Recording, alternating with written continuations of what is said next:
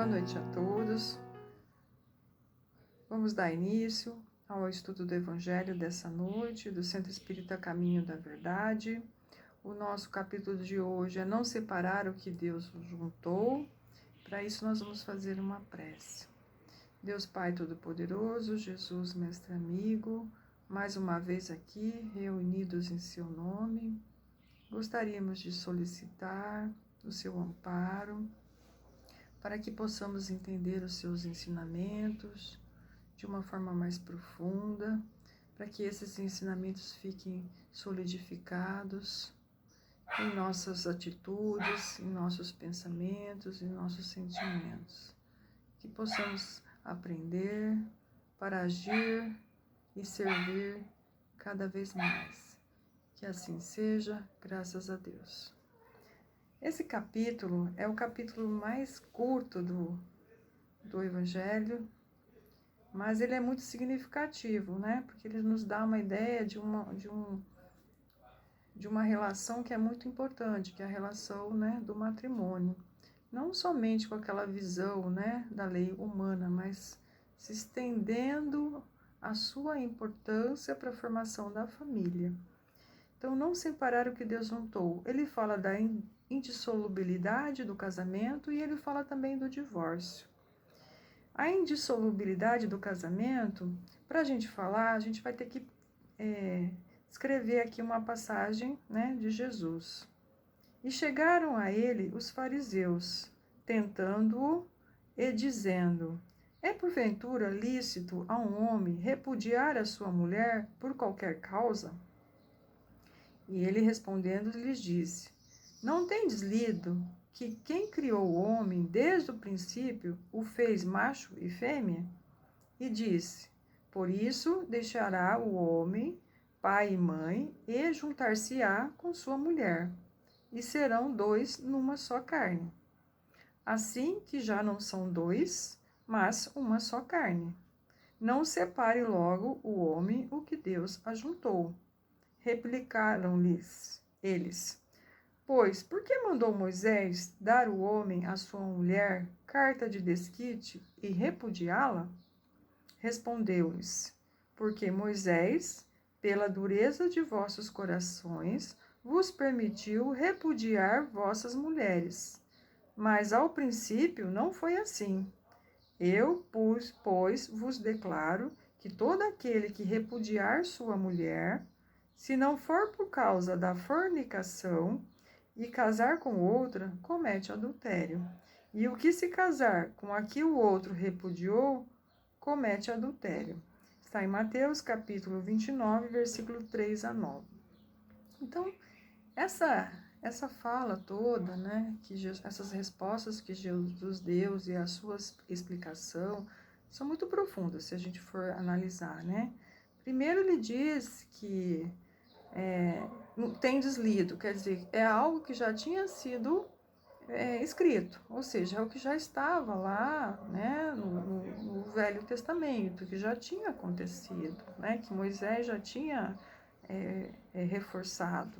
Ele disse que essa união era natural, claro, de homem, de macho e fêmea, no caso aqui o homem e mulher, que abrange uma lei de união que está relacionada com todos os seres vivos, né, que isso é uma lei natural, né, da natureza. E ele diz assim, que se o homem se uniu pelo matrimônio, a esposa, diferente dos animais, né, a gente sabe que aí tem um princípio diferente, né, com o objetivo de uma convivência mútua, com afetividade e com sinceridade, a gente sabe disso. Se essa união foi feita e os dois se tornaram uma única carne, né, existe uma possibilidade dessa união ser desfeita?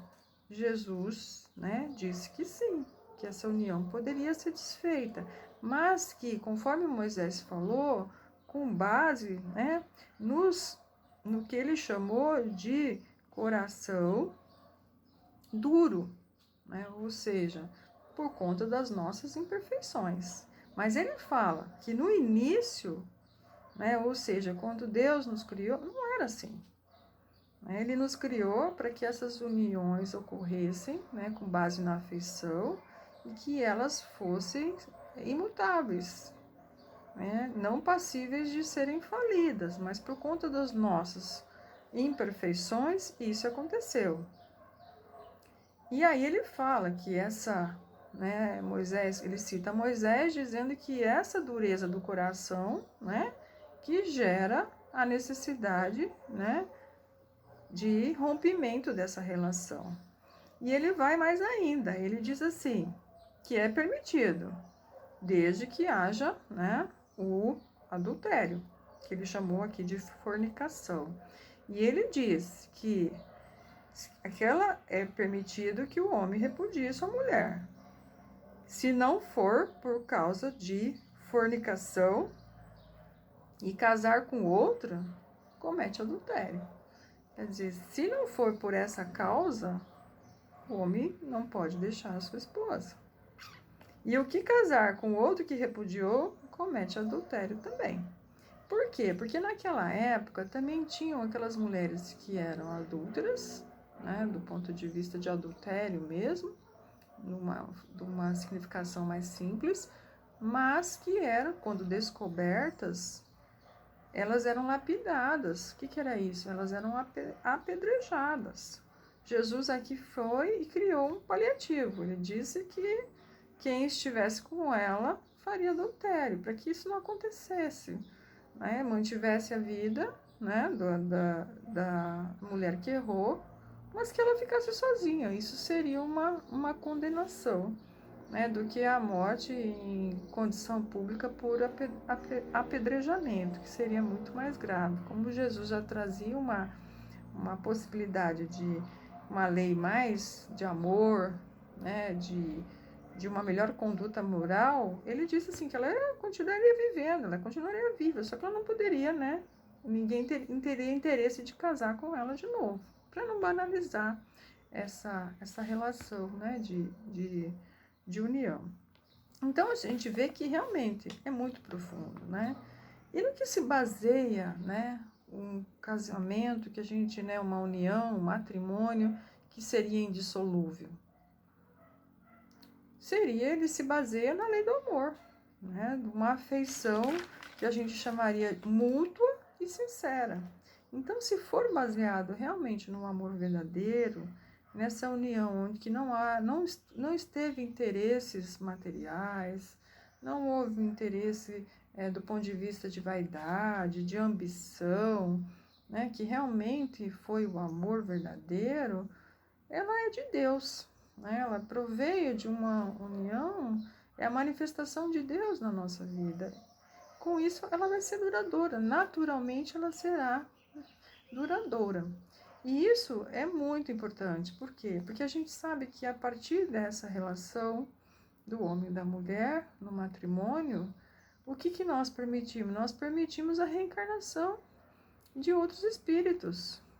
E a formação da família, que é o laboratório mais importante para nós vivermos experiências que nos tragam um aperfeiçoamento moral. Então, se nós não se valorizarmos essa união, né, a gente vai perder o que de melhor o homem pode fazer, que são a solidariedade fraterna. Porque onde que a gente exerce, em primeiro lugar, essa ação? É dentro da família. Né, sendo pai, sendo cônjuges, sendo pais, né, ou sendo filhos em outro momento anterior. Então, isso é a base para a evolução moral. O começo de tudo é na nossa família, e nós sabemos disso. No livro dos Espíritos também, ele fala daquela lei que nós chamamos da lei de Deus, que é a lei natural. Né? Então, a gente sabe que se a gente seguir a formação, né, do matrimônio com base no amor, que é a lei de Deus, que é uma lei natural, obviamente nós vamos encontrar felicidade. É claro que não é o casamento, como dizem, falam muito isso, né? Não é um mar de rosas. A gente passa por momentos difíceis, né? Por momentos de aprendizado que são duros, mas a gente sabe que no fundo é aquela visão do copo quase cheio. A gente sente muito mais felicidade do que dificuldade, se a gente for observar, né? E isso vai trazendo ao longo do tempo um equilíbrio, né? Que é insubstituível. E mesmo a gente observando as pessoas que se divorciam, a gente percebe que elas têm vontade, muitas vezes, de formar um novo matrimônio, de novo, porque isso traz um bem-estar, isso traz a paz, isso traz a fraternidade, né? Um apoio mútuo, né? Uma união de afeição mútua, isso traz a felicidade. E na questão 696, quando Kardec pergunta para os espíritos qual seria o efeito, qual efeito teria sobre a sociedade humana a abolição do casamento? A regressão à vida animal, né? Nós iríamos unir apenas para fins de reprodução, né? E voltaríamos a ser animal, né? A gente ia perder aquela capacidade do aperfeiçoamento moral, né? De um compromisso que você estabelece ali, né? De investir numa relação, de cuidar da pessoa que está envolvida conosco nessa relação, né? De afetividade. Bom, depois quando ele fala do divórcio, ele fala que é possível, claro. Se Jesus falou que era possível o divórcio quando houvesse adultério, já era uma possibilidade, já é uma possibilidade. Na lei civil, na lei que rege as nossas atitudes enquanto indivíduos dentro de uma sociedade, mais ainda. Então, o divórcio, na verdade, ele vai vir consolidar uma separação de algo que já não está mais unido. Ou seja, nós já não estamos mais vivendo uma relação de amor. Então, é simplesmente uma legalização de algo que já não existe mais. Então, é factível? E deve ser. E por que é importante nós termos essa lei humana, né, que trata do casamento e da sua violação, da sua dissolução? Por quê? Porque guarda os interesses da família. A gente sabe que o mais importante nessa situação é preservar os direitos da família, principalmente dos filhos, quando eles são menores. Então, é importante que a gente respeite essa legislação, mesmo que ela seja civil, né? Porque ela vai ajudar a proteger principalmente os nossos filhos, né? E isso a gente percebe que à medida que nós, né, vamos nos mantendo num matrimônio mais duradouro, a gente vai vendo que certos comportamentos que nós tínhamos, nós vamos deixando de ter. Porque nós priorizamos estarmos vivendo em paz, em harmonia. Então, se o casamento for harmonioso e se nós estivermos baseados naquilo no amor, o divórcio vai ser uma situação quase que improvável. Nos dias de hoje, a gente está vendo o contrário. Por quê? Porque nós estamos investindo, as pessoas estão investindo em relações rápidas, né? Em que não nos tragam, se não traz benefício, né? Ou seja, começou errado, não era amor, né? Se fosse amor, não seria assim. E se nós vivermos sozinhos, qual vai ser a tendência? A gente se embrutecer, porque nós não vamos saber exercer a fraternidade. Então, essa relação, ela é muito importante. E nós devemos, como pais, ou como avós, ou como amigos das pessoas que estão, né, querendo estabelecer essa união, aconselharmos, né, dizermos, né, sobre o casamento, nesse sentido de que é uma lei divina. Nós precisamos ter, mesmo nos dias de hoje que muitos, né, pensam diferente, não é uma união de casa, não é uma união de bens, porque nós estaríamos só priorizando aquilo que é material. Não, é uma união de espíritos, né? E no livro Consolador, Emmanuel fala disso, dessa importância, né? Porque ele ele se pergunta, ele responde dizendo que como devem proceder os cônjuges para cumprir os deveres do matrimônio na terra. Ele fala que o matrimônio na terra é realmente muito difícil, porém, ele é redentor.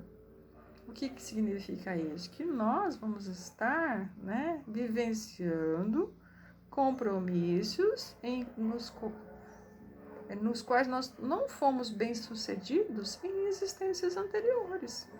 Por isso que às vezes ele tem um lado difícil, né? Porque nós estamos passando por experiências que nós fomos mal-sucedidos. Né? Mas qual é a nossa compensação? É uma redenção. Com certeza, na vida futura nós teremos uma compensação, que não nessa nós já temos, porque nós nos sentimos bem quando nos relacionamos bem dentro do matrimônio, né? E vamos corrigindo, é claro que o tempo vai passando, a gente vai melhorando, né? E que o divórcio também, nesse livro, fala que ele deve ser evitado, né? Na medida do possível, tentarmos, né, manter essa relação de afeição mútua. Caso ela não for, se não for possível, né, que a gente faça o divórcio, mas a gente saiba que nós estamos, né, talvez aí adiando um compromisso de uma vivência, né, com uma outra pessoa, porque isso foi um planejamento, com certeza foi um planejamento. O que mais que a gente precisa falar, né? Que às vezes também tem um ponto que nos traz aí, isso da minha interpretação, que a gente precisa refletir um pouco sobre o adultério, né? Porque como está colocado na passagem de Mateus, teve um outro momento quando Jesus falou da mulher que seria apedrejada, em que ele fala do adultério. Nós precisamos entender também que talvez essa palavra adultério queira dizer quando nós fugimos aquilo que é a lei. Né? Quando nós damos aquela fugida na lei. Né? Nós não respeitamos a lei. Isso é um adultério. Nesse sentido. Então, talvez essa palavra adultério, nós precisamos ter uma interpretação mais ampla. Né? Porque às vezes nós não estamos praticando o adultério de corpo, mas às vezes nós praticamos o adultério de uma outra forma. E isso prejudica o nosso matrimônio, com certeza. E não só o matrimônio, né? As relações que a gente estabelece dentro do matrimônio, dentro da família, dentro da sociedade. E nós entendemos que à medida que nós formos evoluindo, com certeza nós teremos matrimônios em outras encarnações com uma vivência muito mais fácil, mais tranquila. Porque à medida que fomos nos aperfeiçoando moralmente, certos comportamentos, certas atitudes que nos ligam muito à matéria, nós não vamos fazer mais, não vamos ter mais necessidades. Né, de nos unir, por exemplo, por ambição ou por orgulho. Então, na medida que a Terra for evoluindo, com certeza nós vamos ter relações muito mais duradouras. Mas, neste momento, cabe a nós, né, cuidarmos, né, do nosso matrimônio, né, preservar, né, o respeito mútuo, a solidariedade, né, porque isso também vai servir de exemplos para os nossos filhos, né, que também, se formos bom esposo e boa esposa, isso vai ser o exemplo que vai ficar para os nossos filhos, né, e tentar fazer que a nossa relação seja compatível, né, com a lei de Deus, com a lei do amor. Isso vai nos trazer um bem-estar e vai nos fazer superar, né, muitas dificuldades que nós vivemos no dia a dia. Porque se estamos bem dentro da nossa família, estaremos bem, vivendo bem em outras relações que nós vamos estabelecer também. Tá? Que possamos aproveitar essa mensagem, né, de que o amor é o mais importante e que nós, na nossa existência, se a gente for ver o matrimônio, a gente é difícil nós aceitarmos pela nossa pouca evolução, mas isso está escrito em inúmeras obras, né? De que nós nascemos para servir. E dentro do matrimônio, eu como esposa, nasci para servir o meu esposo, servir os meus filhos, servir a minha família. Fica um pouco mais fácil da gente entender o nosso papel. E o esposo, a mesma coisa. E com certeza, nossa existência vai ficar muito mais leve quando a gente aceita esse compromisso que nós temos quando estamos na Terra. Que Jesus nos abençoe e que nós possamos aproveitar esses ensinamentos. Muito obrigada.